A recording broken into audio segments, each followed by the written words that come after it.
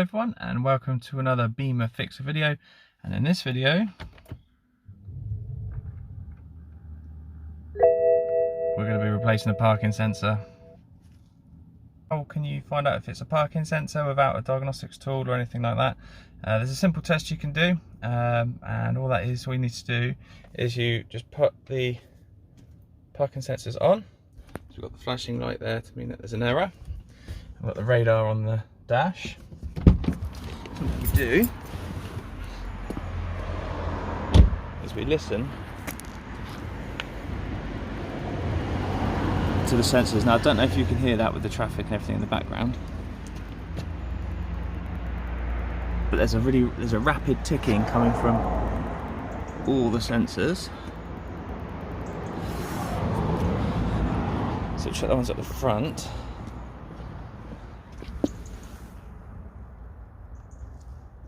Nothing coming from this one.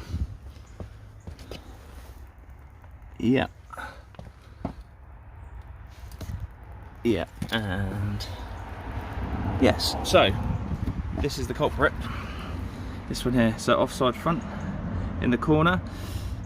I've done one of these before, but the headlights weren't adaptive, Xenon adaptive headlights, so we could just lift the headlight out and get to it from the top. With these you can't so much because of the adaptive headlight mechanism and the ballast as well, so it all kind of makes it a bit difficult to try and pull the headlight out. So what we'll do is, I think the easiest way is going to be to take the wheel off, see if we can pop this trim out from under here and see if we can reach it through this way here. Okay, so everything you're going to need for this one, just a few bits and pieces. A jack, obviously, to get the car up in the air. We've got a wheel brace, or means of getting the wheel off. Small socket set, I think, because we've got a few 10mm and 8mm bolts holding that trim on, and obviously new parking sensor. So this is a used one, but it's all been tested and it's in very good condition. Everything, it's obviously original part.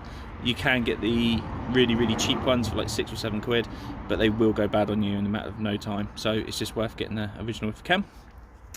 So yeah, so what we'll do now is we'll get the car up in the air and we'll start having a look at that trim, seeing what we need to remove.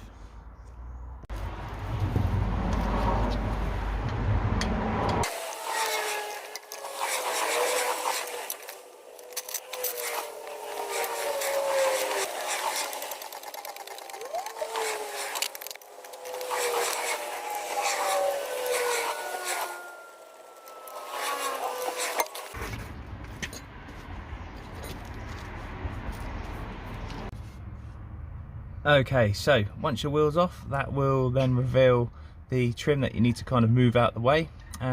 So there is a 10mm bolt just there, 8mm there, next to it there, and another one there. So those 4 should be okay. If you to move those, that should give you enough to pull this bit of trim out, so then we can see and reach the parking sensor. So we'll get that 10mm out and those 4 8mm, and then see how much room we've got. Okay, so we've removed those 8mm and that 10mm at the top, so that allows us to pull the trim back a bit. So what I'm going to try and do, I'm going to try see if I can point out it's just there. I don't know if you can see.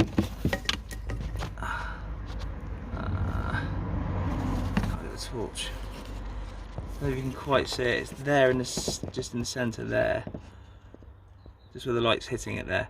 So that's just enough for us to reach in there. There's a little black clip on there that we need to just get off. But once we undo that, that'll take the wiring connection off, and then we can move the clips back to pull the sensor away from the bumper. But once the sensor's out of the bumper, I'll be able to show you in a bit more detail. Okay, so he's finally out. It was quite fiddly. I found that going down and then coming back up, so going down and then coming up, was a bit easier. There's a bit more room to actually get hold of the sensor. So if you disconnect the electrical connection first, which is just a push and then pull out, you'll feel it with your thumb, and then the sensor itself is held in with these kind of little ridges there on my thumb. So there's 2 tabs you'll feel, and if you just get your thumb underneath and just pry it up like that, and you'll find it'll just kind of come loose. Apply some pressure from the outside as well, because what happens with me is I'd release one clip and then it will clip back in. So if you can push a bit more pressure from the outside, then it'll pop through and then you can just remove it. So what we'll do now is we'll get our new one.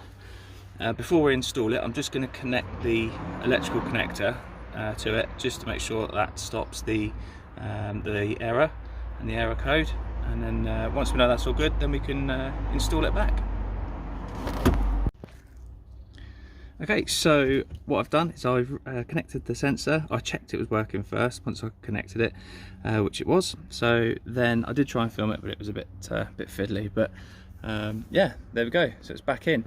So a little bit of advice, I would say, once you've fed your hand back through, if you put your finger, your index finger of the other hand, through the hole here, that will help you guide the sensor back through. So yeah, and then it just literally simply pushes and connects back in. So what we'll do now is we will get the trim put back in place, get the wheel back on, and do a final test. Okay, so that's everything all put back together now, so we'll give it a final test. So we'll just pop the ignition on. No warning triangle, so that's a good start.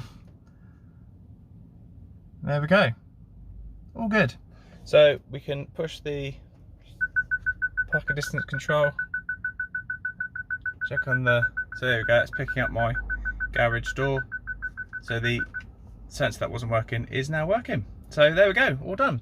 So I hope you found the video useful. Hope you enjoyed it. If you did, please leave a like. If you've got any questions at all, please ask away. I'm more than happy to help you out, and I'll get back to you as quick as I can. And don't forget to subscribe. Thanks very much, guys. Take care. Bye bye.